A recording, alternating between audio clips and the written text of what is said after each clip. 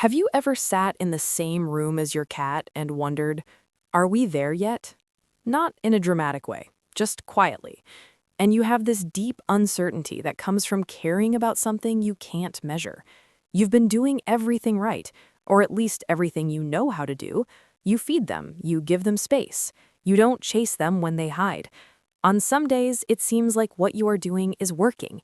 They sit a little closer, they stay in the room a little longer, they look at you in a way that almost feels like something. And other days, it feels like they don't want to see you around. They stay far away from you. And you wonder if what you felt was real. Here is what most cat owners never find out. What you're experiencing is normal. It is the bonding process of your cat, and I understand that it can be uncertain with a lot of mixed feelings in between. Your cat doesn't mean to put you in such a confusing state. They are just going through stages that cats go through to properly bond with you.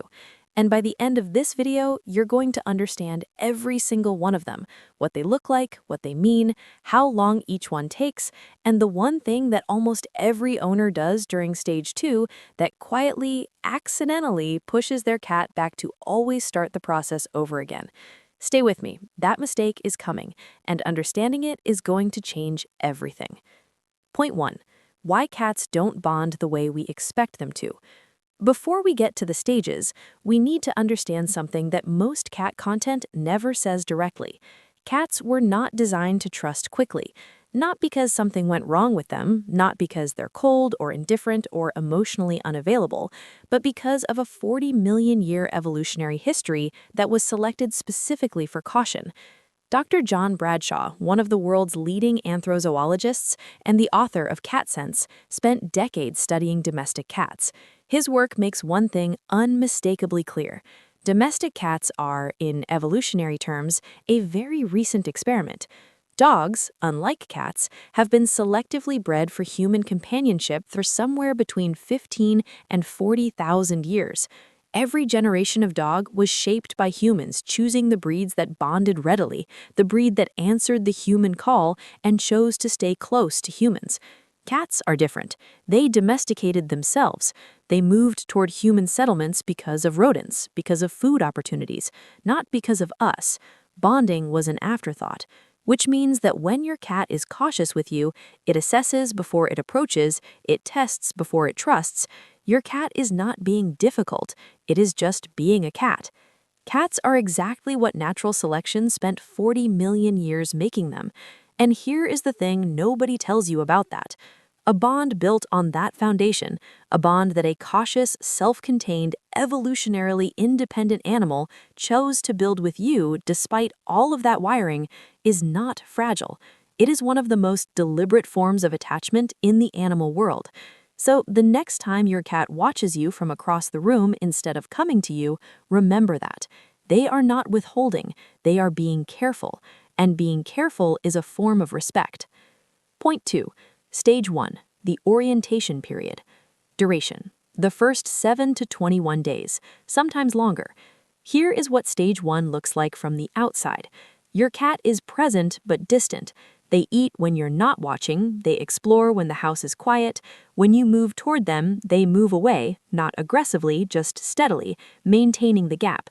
Maybe they found one room they feel safer in. Maybe they spend most of their time in one corner facing the door.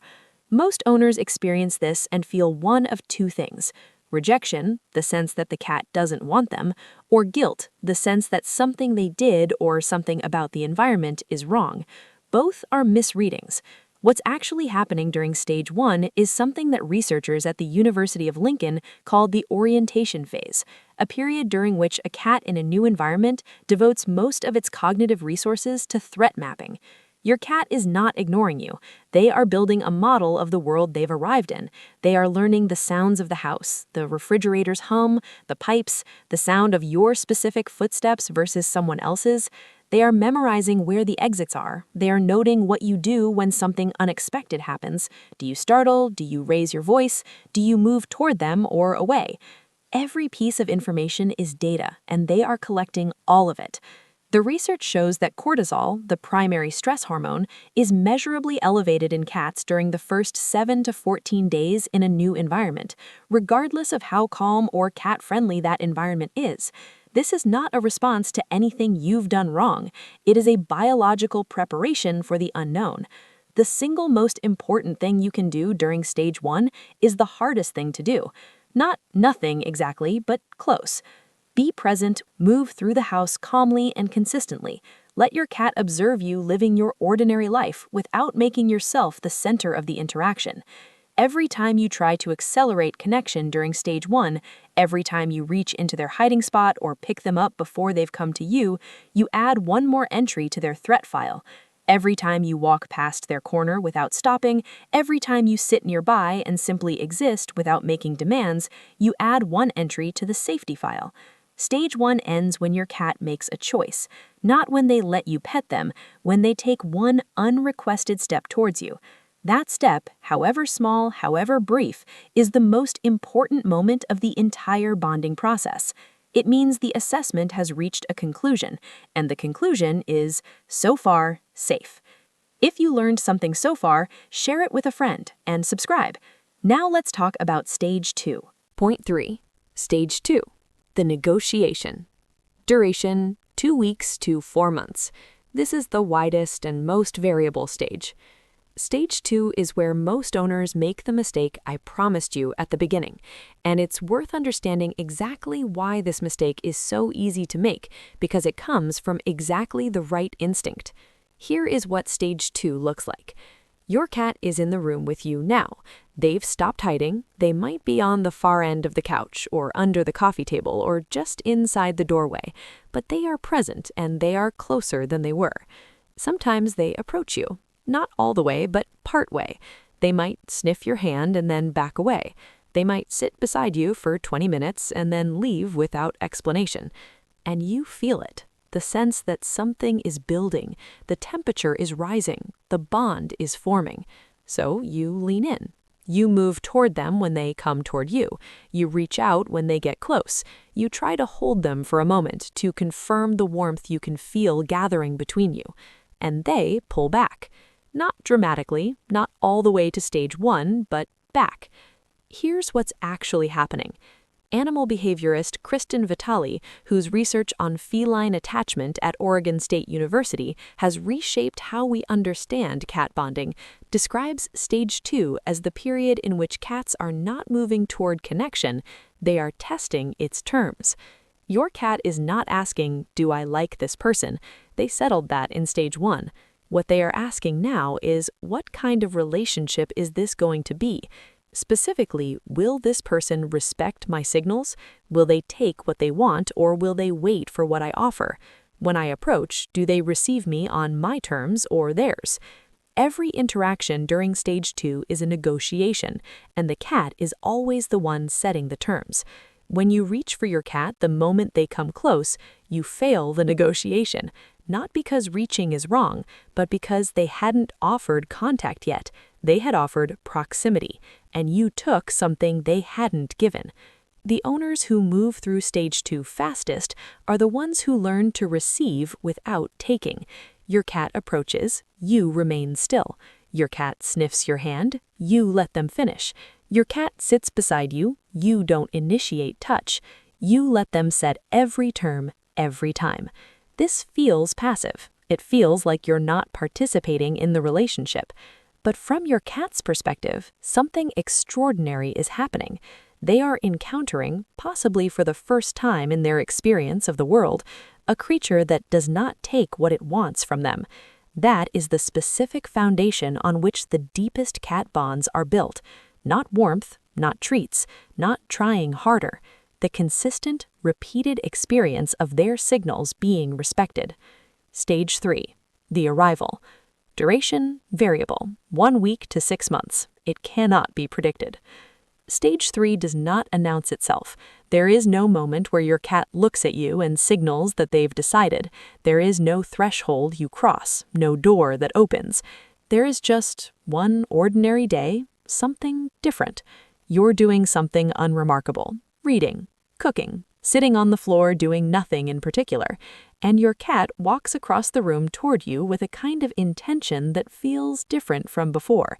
Not tentative, not testing, just purposeful.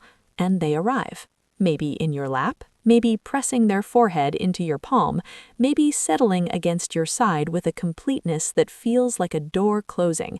Dr. Kristen Vitale's research at Oregon State University found that cats who had reached this stage showed a distinct and measurable behavioral shift. They began exhibiting what attachment scientists call secure base behavior. When something unfamiliar appeared in their environment, instead of fleeing or freezing, they would look toward their owner, use them as a reference point for whether the place is safe. This is the behavioral signature of secure attachment. Your cat is not just comfortable with you at this point. They have categorized you. You are the safe thing, the reference point they check when the world feels uncertain. That is not just bonding. That is love, expressed in the only language a small, wild, carefully self-contained animal knows how to use. Point 5. The variable that changes every timeline. Before we reach the final moment, the one I've been building towards since the beginning of this video, there is one thing we need to address directly, because everything I've just told you about the stages assumes one thing that isn't always true. It assumes your cat arrived with a relatively neutral history, and many cats, particularly rescues, rehomed adults, and cats who spent formative weeks without adequate human contact, did not. Dr. Eileen Karsh's research on feline socialization identified a critical window, the period between 2 and 7 weeks of age, during which a kitten's brain is most receptive to forming the neural pathways that make human contact feel safe rather than threatening. A kitten handled gently and consistently during this window will move through the 3 stages significantly faster.